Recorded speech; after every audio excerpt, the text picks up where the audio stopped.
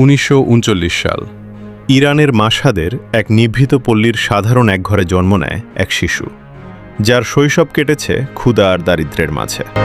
Khamenei তার জীবনী sell 14-তে লিখেছেন, ছোটবেলায় মাঝে মাঝে আমাদের রাতের খাবার জুটত না, শুধু রুটি আর চা খেয়েও রাত কাটিয়েছি।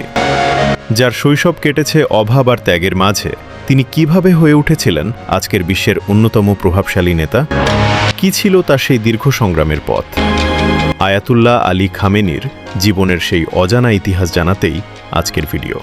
আপনারা আছেন হাসান দ্য ট্রুথের সাথে। এবার আসি মূল ভিডিওতে।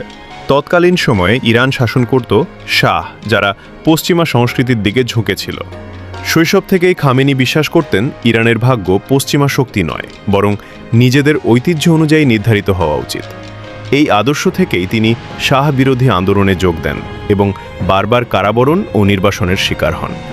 1979 ইসলামী বিপ্লবের সময় তিনি মূল নেতৃত্বে না থাকলেও আয়াতুল্লাহ খোমেনির অত্যন্ত বিশ্বস্ত শিষ্য এবং অন্তরঙ্গ মহলে ছিলেন। 1981 সালে একটি টেপ রেকর্ডারে লুকানো বোমা বিস্ফোরণে তিনি মারাত্মক আহত হন এবং তার ডান হাত অকেজো হয়ে যায়। এই ঘটনাটি তার সমর্থকদের কাছে একটি বিশেষ মর্যাদা বহন করে। ইরান ইরাক যুদ্ধের কঠিন সময়ে 1981 থেকে 1989 তিনি প্রেসিডেন্ট হিসেবে ইরানকে নেতৃত্ব দেন। এই যুদ্ধ তাকে শিখিয়েছিল যে ইরানকে একলাই লড়তে হবে এবং বিদেশের ওপর নির্ভর করা বিপজ্জনক।